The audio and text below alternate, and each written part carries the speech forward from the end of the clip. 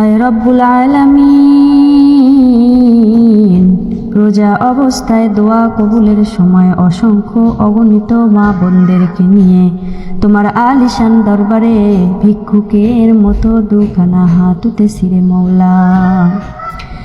ইয়া রহমান ইয়া রহিম ইয়া গফুরুর রহিম। আল্লাহ, তুমি আমাদের ডাকার আগে আমাদের অবস্থা জানো, তুমি আমাদের অন্তরের গোপনের কথাও জানো।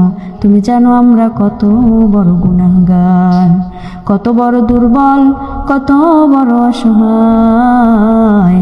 ইয়া রব্বুল আলামিন, এই পবিত্র রমজান মাসে আমরা দুহাত তুলে তোমার দরবারে দাঁড়িয়েছি। আমাদের মুখে ভাষা নেই, চোখে শুধু অশ্রু আছে, হৃদয়ে লজ্জা আছে।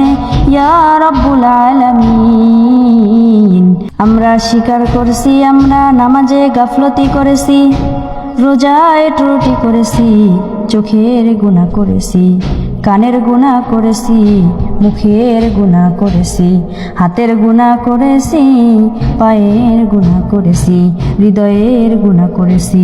মাবুদ গো, আমাদের ছোট বড় সব গুনাহ তুমি মাফ করে দাও।